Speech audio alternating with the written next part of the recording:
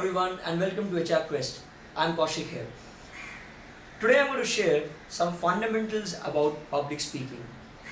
The first factor that hits my mind every time when I think of speaking in front of the public is the fear factor. And it's all about the credibility of an individual to deal with this fear factor. And that's why many of the people also show their back when it comes to public speaking. Hey, don't worry, it's not that tough. A lot of people have written such wonderful books and they have to say a lot of things about public speaking and the way you should build your competencies in terms of handling the audience and delivering your thoughts. There are a lot of things. Obviously I will keep it very short this time and will tell you some 5 quick tips that will definitely ensure the way you speak and the way you deliver, you get better as the time goes by. And the first factor is very unconventional. I would say that you should feel nervous. Yes, you should always feel nervous. People always say that you should be confident when you go and stand in front of the audience. I would say it's absolutely fine when you are nervous. But yes, your nervousness should not get converted into panic. Let's take an example.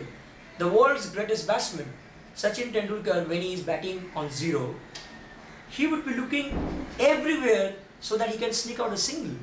And that's why the moment he gets to the first run, there will be a sigh of relief. So whenever he comes to bat, there's always a sigh of nervousness as well. But it should not get converted into panic. So always remember, even if you're nervous, it's a good thing. And nervousness means there's a strong inclination to perform. So be nervous, but don't panic is the first principle. Second, it's all about connecting well with the audience. And the question arises here, how do you connect well? It's not that simple. Connecting well with the audience is all about reaching out to them. And there's a principle which says, when you stand on any platform, you are the boss.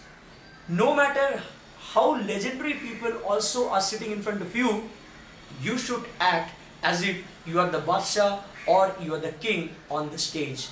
So when you stand, that means the audience have accepted that you are here to tell or teach them something.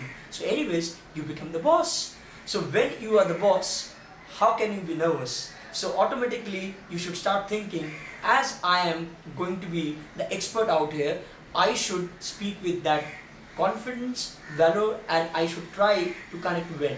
And how do you connect well with the audience? It is all about, I said, reaching out. And how do you reach out? By maintaining proper eye contact. And there's this quick trick. It's all about, you divide the entire class or the auditorium into 4 parts, and we call it a quadrant. Each time you try to connect well with the audience, you should apply a very simple formula. It is all about demarcating the area. And how do you demarcate the area? It is all about the 4 corners. I call 4 different people are to be assigned for the job, in which you need to just look at 4 people sitting in the last chair of each square. And this is how you will be in a position to reach out to every individual sitting in each square. Try it out.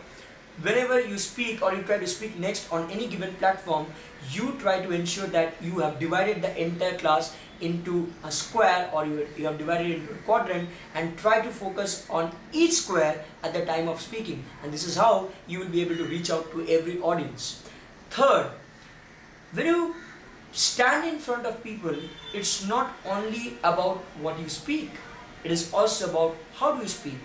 And remember, even if you are speaking for 60 minutes, whatever you speak, even if you are making a lot of sense, even if you are trying to add a lot of value, people would not be able in a position to understand all the words that you are going to speak or you have spoken. So the fact of the matter is, you need to really modulate your voice, and to do so, you need to speak slightly louder. And also, the first problem that you always face is the nervousness. If you try to speak at least somewhat louder by increasing the decibel of your voice, what is going to happen is, it will alleviate your pressure. So how do you react when you see a snake coming to you and it's about to bite?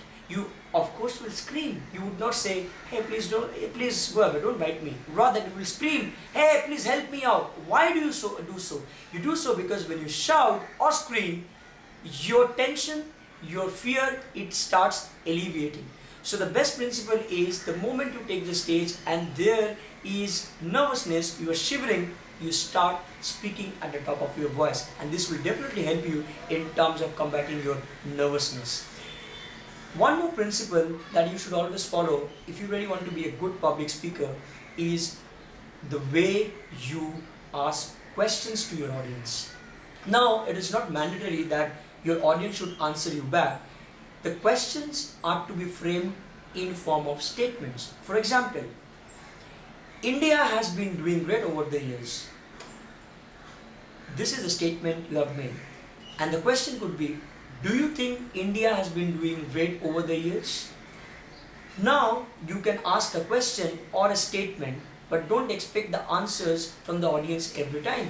So what you need to do is, you either ask a question, you being the questioner and also the responder, at the same time you can convert the question into a statement. Why do you need to do so? If you do so, you will get ample of time to take pauses. For example, let's say I've got stuck. I don't know what exactly is going to come next and my mind has gone blank completely. And I'm talking about Indian economy. So to take a pause so that I could recall what exactly I was thinking before, I need to make a statement, or I should ideally ask a question to the audience. How should you do it? It should be, in the last 60 years, how have you seen India changing? If this is the question I've asked, I don't expect the answer from the audience. Rather, I should take a pause and answer this question myself. This is again one of the tricks that will really help you out to regain or recollect your thoughts that you just somehow forgot due to the pressure which is mounting on you at the time of speaking. And the last but not the least, there is one principle that you should always follow if you really want to become a good public speaker, is all about you should try to speak very slowly and steadily.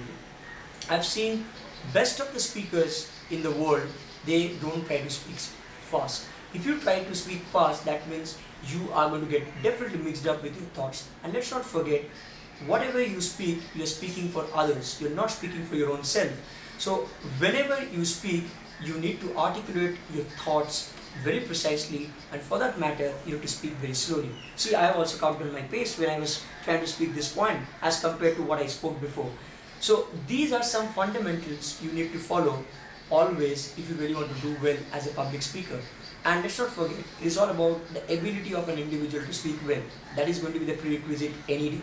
So beyond this, if you follow all these principles, I'm very sure of that you can turn out to be an amazing public speaker and you will be loved by your audience. Thank you so much for watching, and to know more about how to become a good public speaker, you visit www.hrcrest.com.